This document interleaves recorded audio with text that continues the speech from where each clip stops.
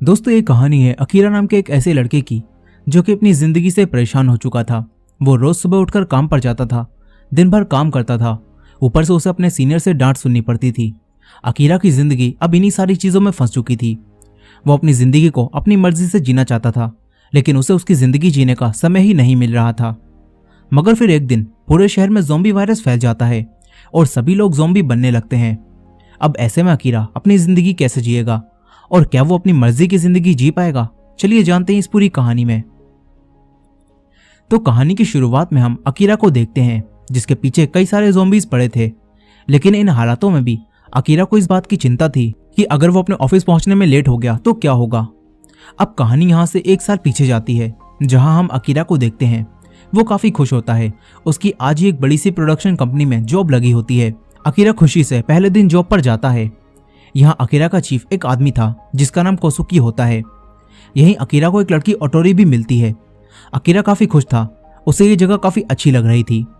अब शाम को अकीरा के कोवर्कर्स उसे वेलकम पार्टी देते हैं, लेकिन फिर ये सब घर जाने के बजाय वापस ऑफिस ही आ जाते हैं और अकीरा को सभी वर्कर्स के साथ मिलकर पहले दिन ही ओवरटाइम काम करना पड़ता है। अकीरा का चीफ कोसुकी अकीरा और बाकी वर्कर्स से अगले दिन भी ओवरटाइम करवाता है। फिर अकीरा 2 दिन बाद काम करने के बाद अपने अपार्टमेंट में थका हुआ वापस आता है। कुछ दिन और काम करने के बाद अकीरा समझ जाता है कि ये सब वैसा बिल्कुल भी नहीं है जैसा उसने सोचा था। ऊपर से उसका चीफ कोसुकी काफी बुरा इंसान होता है। वो अकीरा को काफी ज्यादा डांटता है और उस पर काम का प्रेशर बनाता है। अब अकीरा एक रात अपने पुराने दोस्त केंचो के साथ बैठा था। अकीरा उसे सब कुछ बताता है। केंचो उसे सलाह देता है कि तुम्हें अपनी जॉब छोड़ देनी चाहिए और अपनी जिंदगी को अपनी मर्जी से जीना चाहिए। लेकिन केंचो की एडवाइस अकीरा को बिल्कुल भी पसंद नहीं आती। यहाँ केंचो की लाइफ काफी अच्छी थी और उसके पास एक अच्छी गर्लफ्रेंड भी थी। अकीरा को उसकी लाइफ से जलन होने लगती है और अकीरा अपने इकलौते दोस्त से भी लड़ बैठता है। अब अगले दिन अकीरा वापस अपनी जॉब पर जाता है, लेकिन उसका मूड बिल्कुल भी अच्छा नहीं था। वो अपनी ऐसी जिंदगी से थक चुका था। वो ओटोरी को देखता है जो कि हमेशा की तरह ही खुशी से अपना काम कर रही थी। तभी ओटोरी अकीरा को देखती है। ओटोरी अकीरा के पास आती है और उससे बात करती है। यहाँ हमें पता चलता है कि ओटोरी भी अपनी लाइफ से खुश नहीं है, लेकिन फिर भी वो बस अपनी लाइफ जिए जा रही है। ओटोरी अकीरा को 2 ड्रिंक देकर उसे एक ब्रेक लेने के लिए कहती है और यहाँ से चली जाती है। लेकिन फिर ऑफिस में अकीरा का चीफ फिर से अकीरा को डांटता है और अकीरा पर काम का प्रेशर बनाता है। अकीरा फिर से ओवरटाइम काम करता है। फिर वो रात में अपने घर थका हुआ जाता है। अकीरा इन सारी चीजों से इतना थक चुका था कि वो अब मरने के बारे में भी सोचता है। अब तभी हम अकीरा के पीछे एक आदमी को देखते हैं जो कि ज़ॉम्बी था। फिर अगले दिन जब अकीरा अपने ऑफिस जा रहा होता है तो तभी उसे एक आदमी दिखता है जो दूसरे आदमी को खा रहा था। अकीरा उसे देखकर डर जाता है और ऊपर भागता है। फिर कई सारे ज़ॉम्बी अकीरा के पीछे पड़ जाते हैं और कहानी वापस यहीं आ जाती है जहां से शुरू हुई थी। यहाँ अकीरा ज़ॉम्बी से बचकर भाग रहा है और सोच रहा है कि अगर वो ऑफिस पहुंचने में लेट हो गया तो उसका सन की चीफ उसे फिर से डांट कर ओवरटाइम करवाएगा। लेकिन अब तभी अकीरा ज़ॉम्बी से बचते हुए छत पर आ जाता है। वो छत पर सेफ एरिया में पहुंच जाता है। फिर अकीरा देखता है कि ज़ॉम्बीज पूरे शहर में फैल चुके हैं और सब कुछ तबाह हो रहा है। अकीरा ये सब देखकर काफी खुश हो जाता है क्योंकि अब उसे काम पर नहीं जाना पड़ेगा। अब अकीरा खुशी से यहाँ डांस करने लगता है। तभी उसे ओटोरी की दी हुई ड्रिंक दिखती है। अकीरा को ओटोरी के बारे में याद आता है। वो ओटोरी को मैसेज करके पूछता है कि क्या तुम ठीक हो। तभी ओटोरी अकीरा को अपना एड्रेस भेजती है और वहां आने के लिए कहती है। अब अकीरा एक पाइप से लटक कर नीचे जाने लगता है। तभी उसे एक फ्लोर पर एक आदमी अपनी प्रेग्नेंट वाइफ के साथ दिखता है। अकीरा उनसे कहता है कि वो नीचे जा रहा है, अगर उन्हें कोई मदद चाहिए तो वो बता सकते हैं। ये सुनकर वो दोनों हस्बैंड वाइफ अकीरा से कहते हैं कि हो सके तो थोड़ा खाना ले आना। अकीरा कहता है कि वो खाना ले आएगा। अब अकीरा ज़ॉम्बी से बचते हुए साइकिल लेकर ओटोरी के घर जाता है। अकीरा ओटोरी के घर पहुंच जाता है। वो ओटोरी के घर में जाता है तो यहाँ ओटोरी काफी डरी हुई होती है।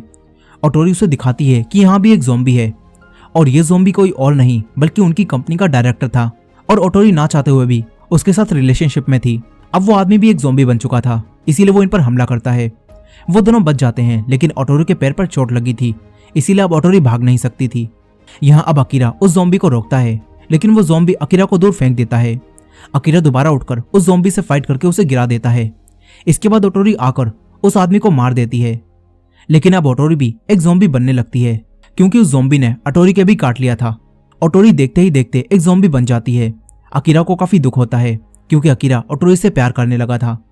अकीरा ओटोरी से अपना प्यार का इजहार करता है और फिर यहाँ से भाग जाता है। लेकिन फिर शाम को जब वो खाना लेकर उन्हीं कपल के फ्लोर तक पहुंचता है तो देखता है कि वो दोनों भी अब यहाँ नहीं है और चारों तरफ खून लगा है। अकीरा सोचता है कि उन लोगों को भी ज़ॉम्बी ने काट लिया होगा। अब अकीरा अपने रूम में आकर बैठ जाता है। वो उदास था, लेकिन फिर अकीरा को आइडिया आता है कि वो ज़ॉम्बी बनने से पहले वो सारे काम करेगा जो वो हमेशा से करना चाहता था। अकीरा एक लिस्ट बनाता है जिसमें अकीरा उन सभी कामों को लिखता है जिसे वो हमेशा से ही करना चाहता था। अकीरा उन सभी कामों की एक लिस्ट बना लेता है। फिर अगले दिन अकीरा सबसे पहला काम करता है जो कि था घर की सफाई करना। इसके बाद अकीरा एक शॉप में जाकर अपना पसंदीदा खाना खरीदता है। फिर अकीरा अपने बालों को कलर करता है, लेकिन कोई भी कलर उसे पसंद नहीं आता, इसीलिए अकीरा वापस बालों को ब्लैक कर लेता है। अकीरा एक बिल्डिंग पर अपनी पेंटिंग करता है। इसके बाद अकीरा कई सारे फायर क्रैकर्स लेता है और ज़ॉम्बीज से बचते हुए यहाँ से जाने लगता है। तभी रास्ते में उसे एक मोटरसाइकिल मिलती है। अकीरा अपनी साइकिल को छोड़कर उस मोटरसाइकिल को चलाने लगता है। अकीरा रात में फायर क्रैकर्स चलाता है और खूब मजे करता है। अकीरा काफी खुश होता है। अकीरा अब तक अपने 10 काम पूरे कर चुका था। अगले दिन अकीरा अपनी छत पर होम कैंपिंग करता है, लेकिन तभी उसका सॉस और सॉल्ट खत्म हो जाता है। इसलिए अब अकीरा सॉस और सॉल्ट लेने के लिए एक शॉप में आता है, लेकिन तभी यहाँ एक लड़की अकीरा को ज़ॉम्बी समझकर उस पर हमला कर देती है। अकीरा उससे कहता है कि मैं कोई ज़ॉम्बी नहीं हूँ, मैं बस यहाँ सॉस लेने आया था। वो लड़की देखती है कि अकीरा सच में कोई ज़ॉम्बी नहीं है, इसीलिए वो लड़की हट जाती है। इस लड़की ने हेलमेट लगा रखा था और जब वो हेलमेट हटाती है तो अकीरा उस लड़की को देखता ही रह जाता है। इस लड़की का नाम शिजुका होता है, जो कि अकेली ज़ॉम्बी के बीच यहाँ सरवाइव कर रही थी। अब तभी बाहर एक आदमी आता है जिसके पीछे एक ज़ॉम्बी पड़ा था। अकीरा उसे बचाने जाता है, लेकिन वो ज़ॉम्बी अकीरा के पीछे ही पड़ जाता है। तभी शिजुका आकर उसे बचाती है। शिजुका स्टाइल दिखाते हुए उस ज़ॉम्बी को मारती है और उसकी खोपड़ी चटका देती है। तभी एक ज़ॉम्बी यहाँ आ जाता है। शिजुका एक रिंग बजाती है और उसे दूर फेंक देती है और वो ज़ॉम्बी भी उसी तरफ चला जाता है। यहाँ हमें पता चलता है कि ये सारे ज़ॉम्बी साउंड की तरफ रिएक्ट करते हैं। अब शिजुका यहाँ से जाने लगती है। तभी अकीरा शिजुका से कहता है कि मैं होम कैंपिंग कर रहा हूँ और मैं बिल्कुल अकेला हूँ, तो अगर तुम चाहो तो मुझे ज्वाइन कर सकती हो। लेकिन शिजुका साफ मना कर देती है और कहती है कि मुझे इन हालातों में किसी को भी नहीं बचाना, मुझे बस खुद का ख्याल रखना है। शिजुका उससे कहती है कि तुम जैसे लोग इन हालातों में सिर्फ मुश्किल ही खड़ी करते हैं। शिजुका यहाँ अकीरा की बेइज्जती मार के निकल जाती है। अकीरा वापस अपने घर आ जाता है। तभी अकीरा को अपने दोस्त केंचो की फोटो दिखती है और अकीरा को अपना दोस्त केंचो याद आता है। अब अकीरा अपने दोस्त से माफी मांगने के बारे में सोचता है। अकीरा केंचो को कॉल करता है। वहीं केंचो भी एक होटल में ज़ॉम्बीज के बीच फंसा होता है। केंचो अकीरा को बताता है कि वो एक होटल में फंसा हुआ है। इसके बाद अकीरा उसे बचाने आने का फैसला करता है। अकीरा अपनी बाइक लेकर ज़ॉम्बीज से बचते हुए उस होटल तक पहुंच जाता है। होटल के बाहर भी कई सारे ज़ॉम्बीज थे, लेकिन अकीरा उन सबसे बचने के लिए एक म्यूजिक प्ले कर देता है और सारे ज़ॉम्बी उसी तरफ चले जाते हैं। अकीरा भागता है, लेकिन अब भी कुछ ज़ॉम्बी उसके पीछे पड़ जाते हैं। अकीरा उन सबसे बचकर होटल की तरफ जाता है। अकीरा ज़ॉम्बीज से लड़ते हुए होटल में पहुंच जाता है। होटल के अंदर केंचो भी एक रूम से बाहर निकलने की कोशिश करता है। तभी उसके सामने अकीरा आ जाता है। वो अकीरा को देखकर काफी खुश होता है। अकीरा सबसे पहले केंचो से माफी मांगता है और कहता है कि वो उसकी लाइफ से जलने लगा था, इसीलिए उसने वो सब कुछ कह दिया था। यहाँ केंचो भी अकीरा से माफी मांगता है। अब तभी यहाँ कुछ ज़ॉम्बी आ जाते हैं। वो दोनों उन ज़ॉम्बी से बचकर भागते हैं और दरवाजे को ब्लॉक कर देते हैं।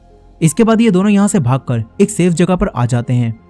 वो दोनों अच्छा खाना खाते हैं और अब इन दोनों में दोबारा से दोस्ती हो जाती है। केंचो अकीरा की उसी लिस्ट को देखता है जिसमें अकीरा ने अपने पसंदीदा काम लिखे थे। इसके बाद केंचो अकीरा को उसे बचाने के लिए थैंक्स कहता है। अब अकीरा केंचो को यहाँ बताता है कि वो इस समय में एक सुपर हीरो की तरह लोगों को बचाना चाहता है। अकीरा उस लिस्ट में लिखता है कि अब वो एक सुपर हीरो बनकर लोगों को बचाना चाहता है और यही उसका अगला काम है। अब अगले दिन केंचो देखता है कि इस पूरे शहर में ही लोग ज़ॉम्बी बन रहे हैं।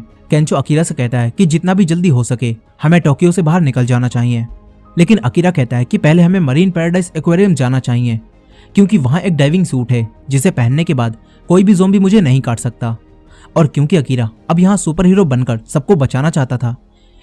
अगर आप पूरा वीडियो देखना चाहते हैं तो लाइक करें।